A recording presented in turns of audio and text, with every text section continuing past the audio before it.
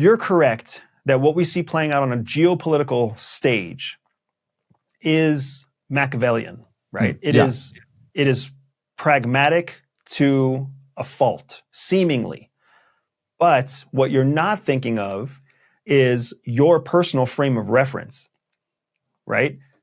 So when you say, why is it that this is not how I behave with my friends? Well, first of all, comparing your relationship with your friends is not the same as comparing the United States' relationship with China. Right. That's more like comparing the U.S.'s relationship with Canada. And the U.S. doesn't treat Canada the same way that it treats China. So it's not really equal to say this is how you compete with your friends.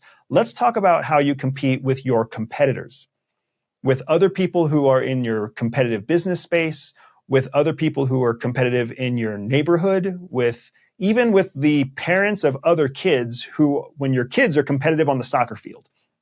That's more of a genuine apples to apples comparison of the United States with most other countries. And then if you have someone that you just don't like, someone that you just don't trust, someone that you know is trying to harm you, maybe it's your mother-in-law, maybe it's like it's always the mother-in-law. It's always the mother-in-law first go-to. She's just trying to sabotage your shit. No, just kidding. Whoever it might be, right? But when you've got those people that you know you just can't trust, that's a closer relationship to the geopolitical relationship between the United States and China. But nevertheless, what I think is so important to understand, Connor, we live in a Western society.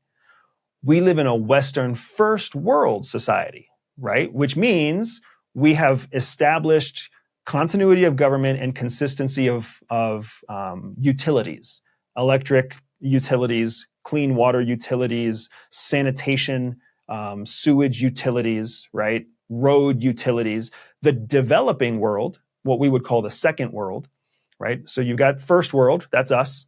The developing world is what many people call the second world. That means they're developing those utilities. They're developing that continuity of government. And then you've got the third world, which is not in a position of development.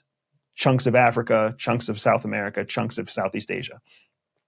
We live in a first world country where we have been established for over 200 years, almost 300 years now.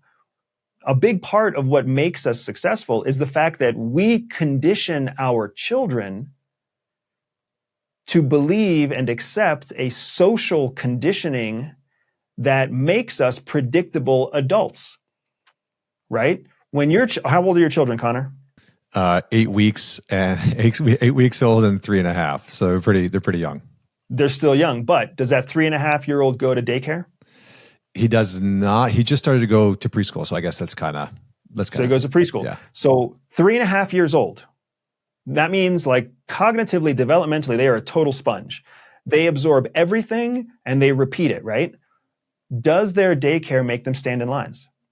Does the preschool make them stand in lines? Imagine that at some point that probably happens, to go outside, to come back in. Yep. The preschool makes them wash their hands. The preschool makes them sit at tables. The preschool makes them have lunch at a certain time, makes them have snacks at a certain time, makes them have quiet time at a certain time. The preschool teaches them that when the teacher is talking, you don't talk. When you don't talk to your friends at quiet times, everybody takes a nap and keeps to their own space.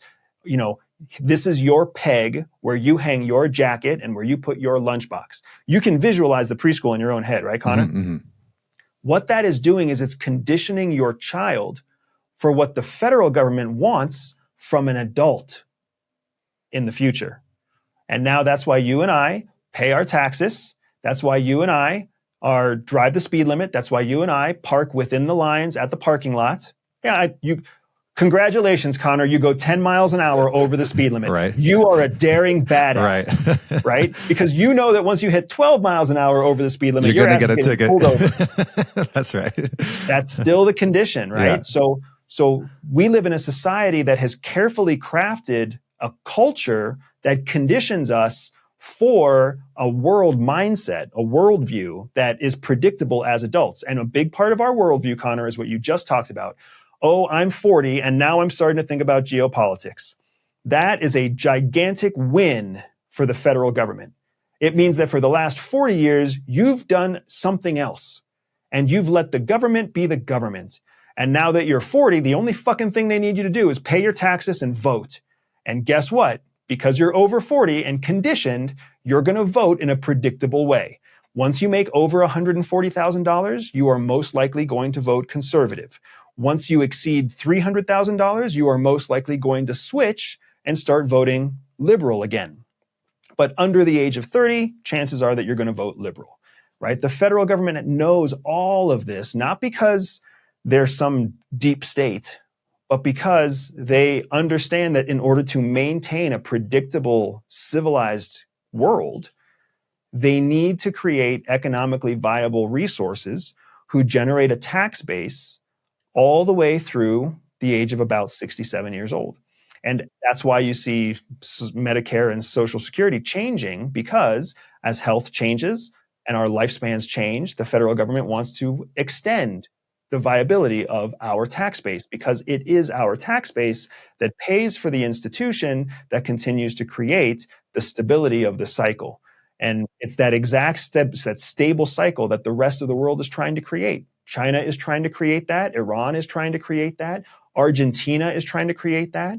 Germany is struggling with that. Austria just shifted, right? You got the whole world has seen how the United States has created a machine that creates very consistent power generation after generation.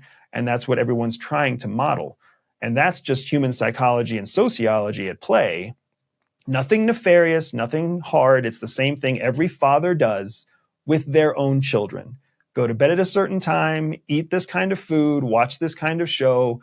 This is okay screen time. This is not okay screen time. We're just trying to create a sustainable, predictable cycle of life.